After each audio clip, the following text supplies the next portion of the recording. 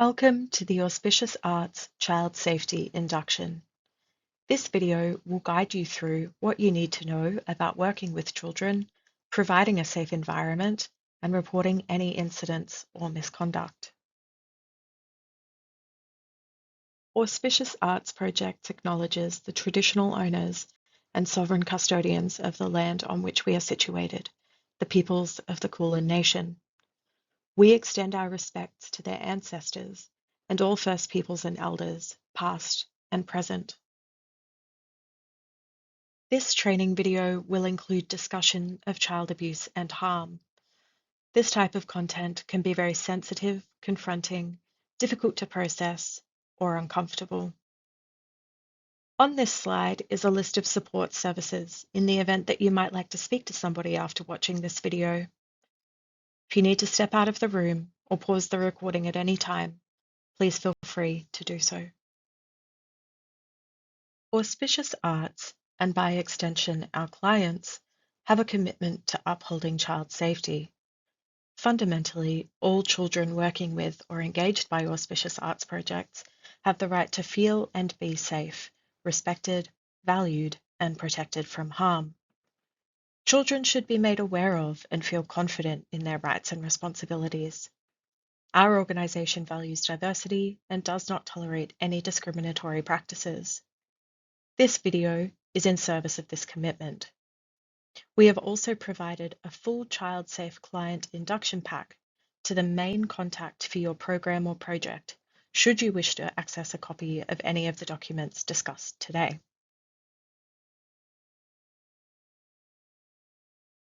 The following definitions help to define the scope of this training video. When we refer to a child or children, this means any young person up to the age of 18. A child performer or employee is any child or young person up to the age of 15 that performs work for an organisation, including volunteers. When we refer to the Child Safe Standards, we are speaking of the 11 standards that set out the minimum requirements and actions that organisations must take to keep children and young people safe in Victoria. It is important to note that the standards are not standardised nationally and that each state has its own set of standards. All children have the right to feel safe and be safe, but safety does not just happen. Organisations who work with children must implement processes and safeguards in service of child safety, and the standards exist to guide the implementation of these processes and safeguards. The standards are a result of recommendations of the Victorian Parliament's Betrayal of Trust inquiry and evidence of what actually works to prevent child abuse in organisational and institutional settings. As an employee of a child-safe organisation, it is your legal obligation to understand and uphold all 11 standards.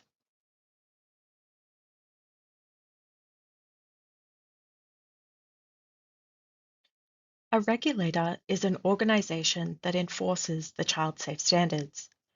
They help organisations understand and implement the standards, and they have the legal authority to take action if there is non-compliance. The Commission for Children and Young People is one of the key regulators. Depending on the situation, they may work with co-regulators. For organisations that employ children under the Child Employment Act 2003, Workforce Inspectorate Victoria is the regulator. When you employ children, you are required to hold a child employment licence. As a client of Auspicious, we hold this licence on your behalf for the duration of your project. This ensures that the appropriate legal requirements are covered and there is regulatory oversight in place. The following video provides a brief overview of Victoria's 11 child safe standards.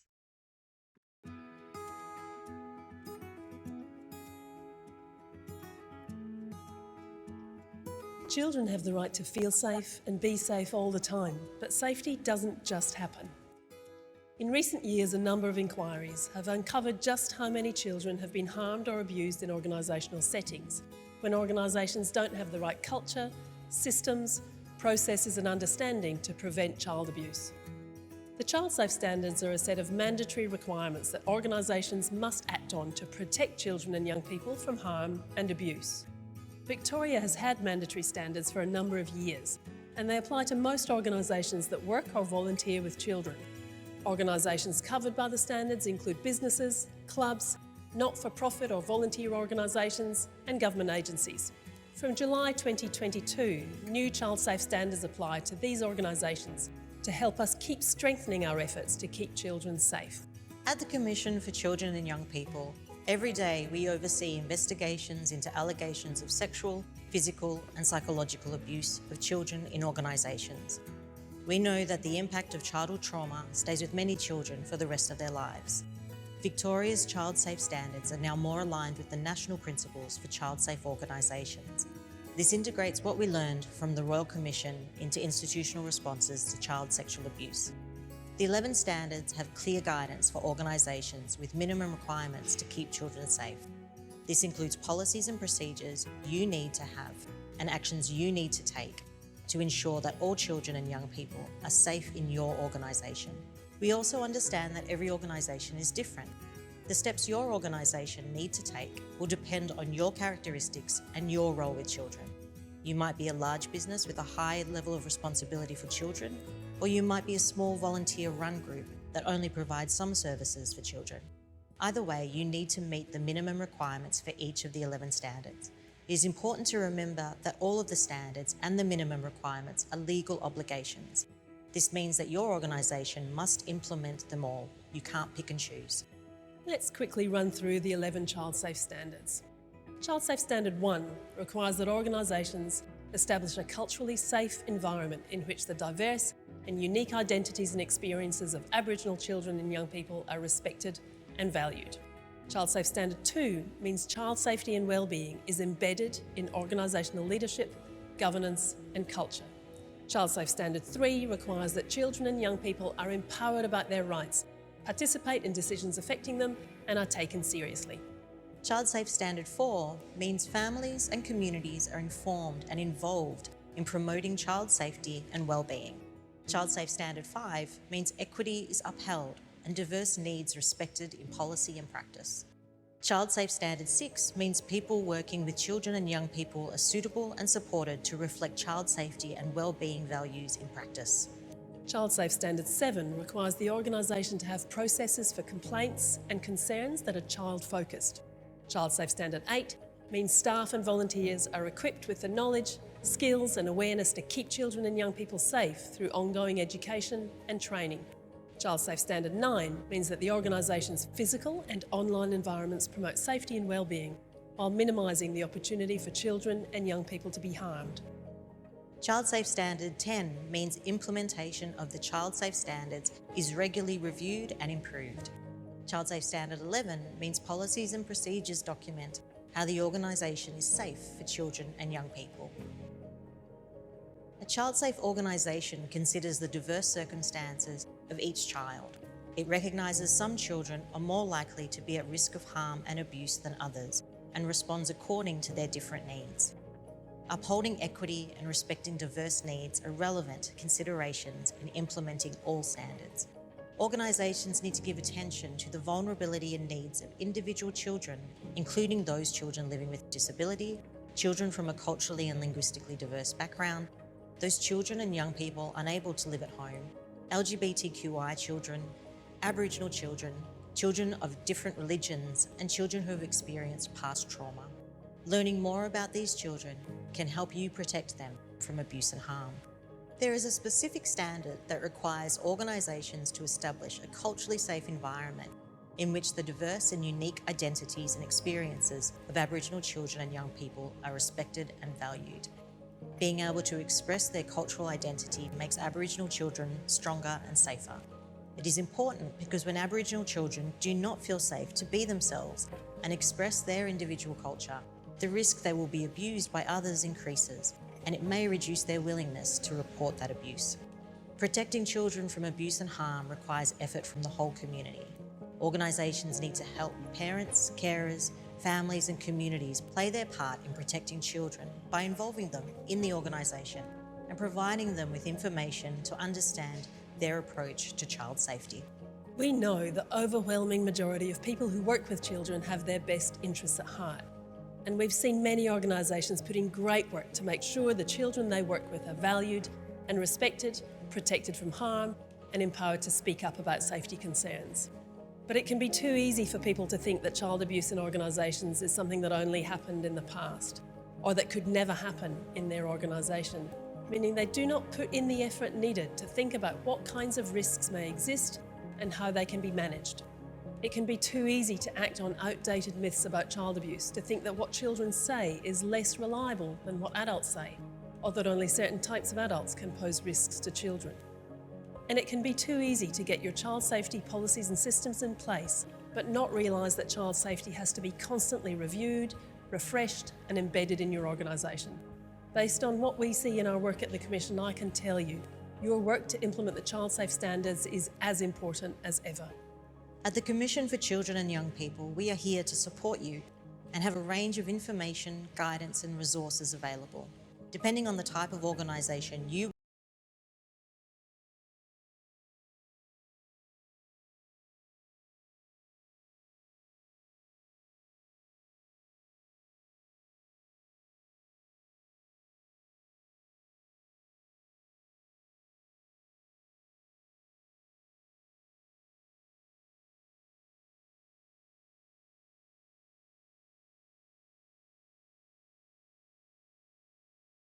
One of the most critical aspects of implementing and ensuring a child-safe environment is being able to define what safety looks like and recognizing when a child's safety is in jeopardy.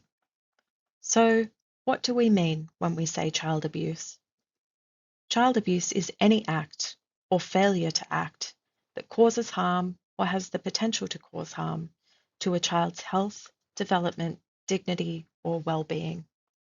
It can include physical violence, serious emotional or psychological harm, or serious neglect. Abuse can happen as a single incident, or it can be perpetrated over time. Importantly, it can also be perpetrated by anyone, including other children or young people. Conversely, what do we mean by child safety? Child safety means protecting children from abuse, managing risks before harm occurs, supporting children who may be at risk, and responding appropriately to suspicions, disclosures, or allegations. Child safety also means having strong policies and processes in place to ensure that all of this happens effectively and transparently. The following video refers to teachers within the school environment, but the information provided is relevant to all people who work with children, regardless of the context. It is important to be aware of the indicators that a child may be experiencing abuse so that we are able to protect children, manage the risk, provide support, and fulfill our reporting duties, which will be touched on shortly. This video also refers to the 4 critical actions, which is their specific term for a reporting pathway. We will go through Auspicious's reporting pathway a little later in the video.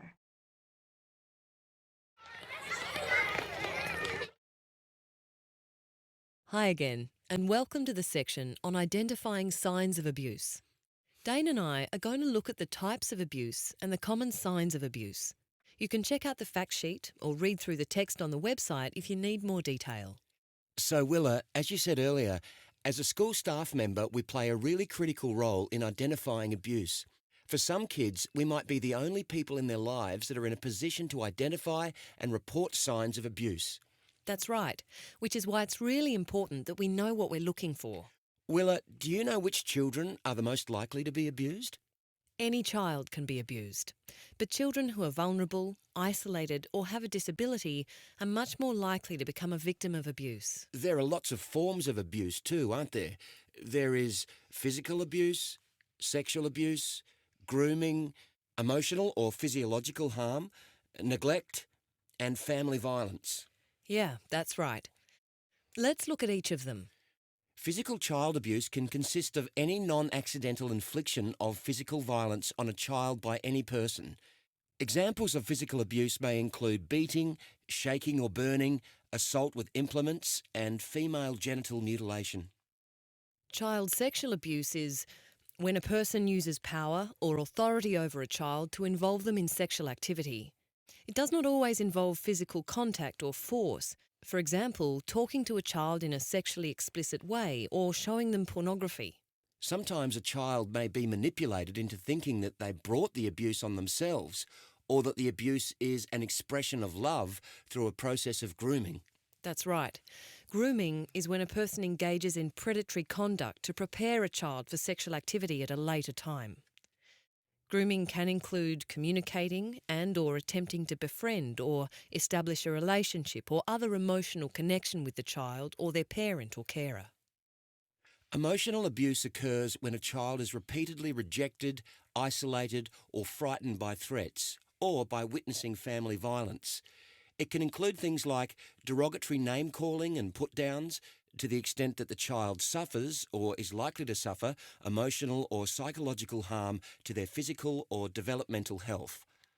Neglect includes a failure to provide the child with an adequate standard of nutrition, medical care, clothing, shelter or supervision to the extent that the health or physical development of the child is significantly impaired or placed at serious risk. Neglect may not immediately compromise the safety of the child and can also result in longer-term cumulative harm. Family violence is behaviour towards a family member that may include physical violence or threats of violence, verbal abuse, emotional or psychological abuse, sexual abuse, and financial and social abuse. The signs that a child is being abused might be different depending on the type of abuse, right, Willa? Yes, and there is a breakdown of the typical signs of each form of abuse on the website. But let's run through some critical physical and behavioural signs to look out for all forms of abuse. Here is a list of the common physical indicators. So looking at this list, we should definitely be on the lookout for bruises and welts, internal injuries and injury to genitals, wearing unsuitable clothes to hide injuries, STDs, being consistently unwashed, hungry and having unattended health problems. That's right. The best rule of thumb is to err on the side of caution. If something doesn't seem right and you suspect that a child may be being abused, then you should act by following the 4 critical actions. Here is the list of common behavioural indicators. There are some easy to identify indicators here too, like if you see drawings or writing from a student which depicts abuse, or if there is persistent sexual activity which is inappropriate for their age, or if they have an unusual fear of physical contact with adults, or possess expensive gifts, or have unusually close connection with an older person. I'm guessing that there are also signs that an adult may be perpetrating abuse too. Definitely. So we should be on the lookout for any relationship between a family member and child, or a staff member or other adult and child that makes us feel uncomfortable too. Yes. Within the family, we should look for overprotective or volatile relationships and a child's reluctance to be alone with a family member. With other adults, including school staff members, we should look out for signs of inappropriate touching and social boundaries, like bringing up sexual or very personal detail in conversation, giving of gifts, and attempts to be alone with a child. It says that adults may also try to undermine a child's reputation so no one will believe them about the abuse. That's right. So what we've learnt is that there are different forms of abuse. There are a range of common physical and behavioural indicators that a child may be being abused, and a range of signs that an adult is perpetrating abuse. And most importantly, if you form a reasonable suspicion that a child is being abused or is at risk of abuse, or an adult is perpetrating abuse, even if you're not sure, you must follow the 4 critical actions.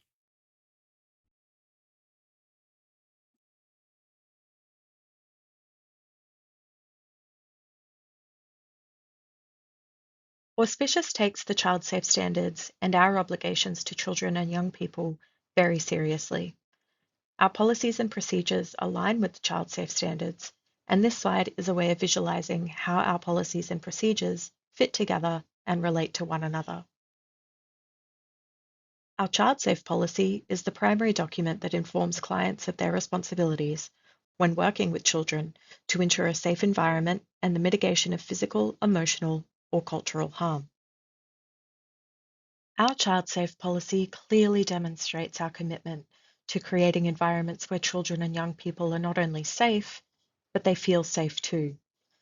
It outlines the strategies and governance arrangements we have in place to protect children. It also makes responsibilities clear, so everyone in our community understands their role in keeping children safe. The policy is publicly available on the Auspicious website, and a copy has been provided to your project or program manager.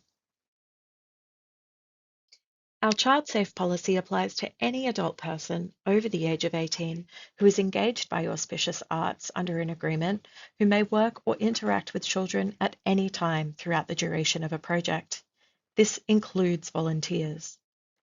It's vital to remember that this policy also extends beyond the walls of the rehearsal or performance venue and must be adhered to while engaged in any interaction with children involved with the project. This includes situations such as work-related functions or parties, and on social media. Our child safe codes of conduct sit underneath our child safe policy. These codes outline expected standards of behaviour and provide guidance on how best to support children and prevent situations in which harm could occur. Auspicious Arts operates under two different child safe codes of conduct. The first is the Code of Conduct for Workers. This outlines the expected standards of behaviour for all adults working with children on a project. It's provided by your auspicious client manager at the start of the project, forms part of your induction, and must be followed for the entire duration of the project. The second is the Code of Conduct for Children and Young People. This gives children aged 17 and under clear information about their workplace rights. It also outlines the behaviours expected of them and of the adults working with them. This code of conduct is also provided at the start of the project. It is vital that everybody read the relevant code of conduct prior to commencing any work. Auspicious has a comprehensive complaints handling and reporting policy that sets out how to raise concerns about misconduct and provides transparency about how those concerns will be managed. Before we go through the reporting steps, please remember, if you believe a child is at immediate risk of harm, call 000 first. A child's safety always comes first. This chart shows an overview of the complaint handling and reporting policy at Auspicious. Please take a moment to familiarise yourself with this slide. The full complaint handling and reporting policy is available on our website. A copy has also been provided to your main contact for this project.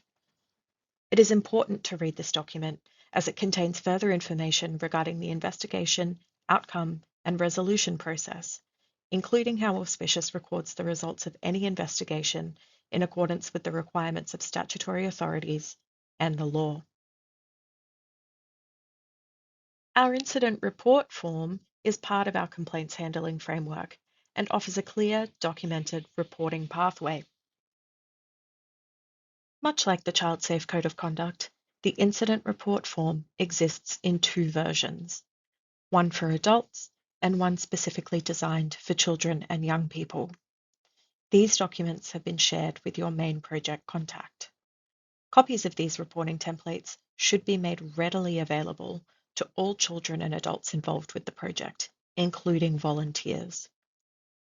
An incident report form should be completed if an incident of child abuse occurs. It should also be completed if a staff member, project member, or client has reasonable grounds to believe a child is at risk of harm, even if they're not completely certain. Reasonable suspicion is enough to act. And importantly, it should be used if a child or young person wants to raise an issue, particularly if they're feeling unhappy, unsafe, or uncomfortable about something that has happened at work. The key takeaway is, if there is a concern, document it.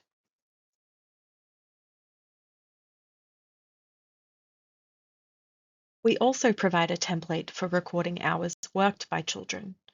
This helps ensure we comply with laws that regulate when and how much children are allowed to work. Most employers need a license to employ children under the age of 15, whether the work is paid or unpaid. As a client of Auspicious, you are covered by our child employment license for the duration of your project. However, there are legal restrictions on when children can work and for how long, and it's your responsibility to know these rules and make sure they are followed.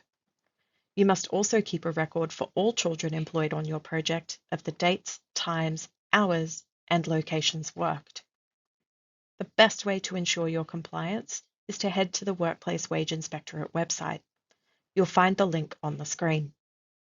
Please reach out to your Auspicious Client Manager if you have any questions or require any clarification. We're here to help. It's important to mention that child safety isn't just about physical or mental safety. We also need to make sure every child feels safe and supported, no matter their background. This could mean supporting Aboriginal and Torres Strait Islander cultural safety, asking for advice from First Nations organisations, elders, or leaders when needed, taking a zero-tolerance approach to racism and discrimination, remembering that children come from all kinds of different circumstances, recognizing that not every child feels able to speak up about their needs, and paying extra attention to children with disability, culturally and linguistically diverse children, and LGBTQIA+ children.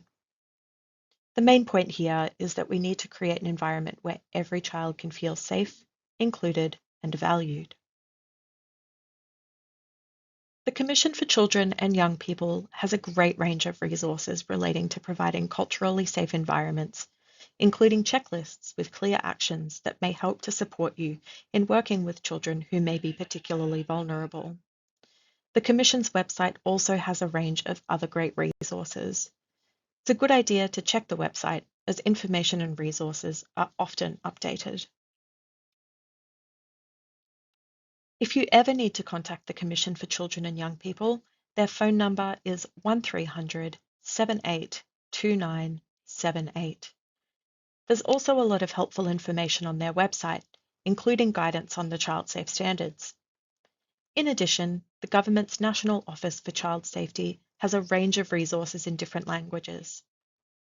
These are great places to find guidance, tools, and support if you ever need more information. And of course, you can always reach out to us here at Auspicious. If you have any questions at any point, we're here to help. We're really excited to work with you and create a safe, positive environment for all children.